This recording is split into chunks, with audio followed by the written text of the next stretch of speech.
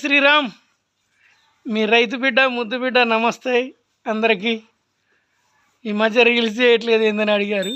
కొద్దిగా నేను రాముడి సేవలో ఉన్నా, కొద్దిగా బిజీగా ఉన్నా, అందువల్ల కొద్దిగా రీల్స్ ఈ మధ్య రాలేదు.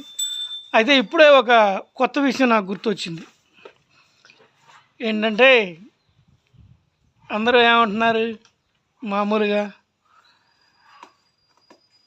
నాకేం బాధ లేదులే, పిల్లగారికి 10 ఎకరాలు సంపాదించా, 20 ఎకరాలు సంపాదించా, 2 డాబాలు కట్టించా, 2 ఫ్లాట్లు కొన్నా, ఒక 30 లక్షలు పెట్టి బంగారం చేయించా అంటున్నారు.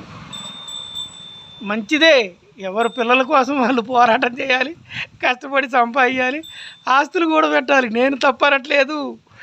కానీ ఆ ఆస్తితో పాటు పిల్లలకి విలువలు, సాంప్రదాయం, ఆచార వ్యవహారాలు, మన పద్ధతులు, విలువలు నేర్పండి పిల్లలకి.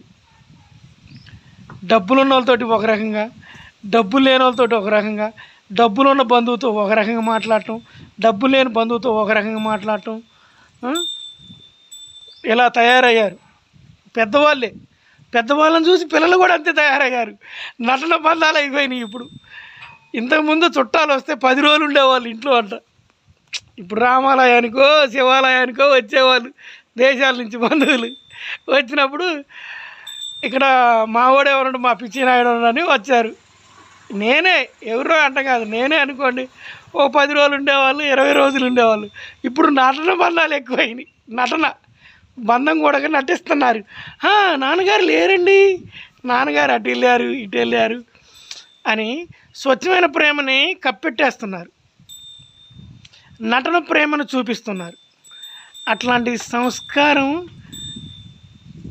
వద్దు. మన సాంప్రదాయంలో అటువంటి సంస్కారాలు లేవు. మంచి సంస్కారం నేర్పండి పిల్లలకి.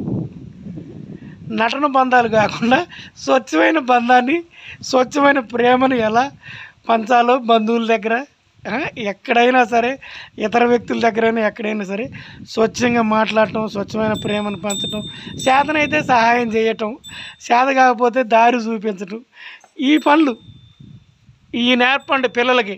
ఖచ్చితంగా భవిష్యత్తులో పేదరికం అంటే ఏంటో కూడా ఖచ్చితంగా వాళ్ళకి తెలియజేయండి. డబ్బులు ఉన్నప్పుడు ఎలా ఉన్నామో, డబ్బు లేనప్పుడు ఎలా ఉన్నామో అని బాధపడి ఆత్మస్థైర్యాన్ని కోల్పోకుండా మనోధైర్యంతో పిల్లలు పేదరికంలో ఉన్నా, కోటీశ్వరులా ఉన్నా కానీ ఎప్పుడూ కూడా నిడారంభరమైన జీవితాన్ని అలవర్చుకునేలా పెద్దవాళ్ళు పిల్లలకి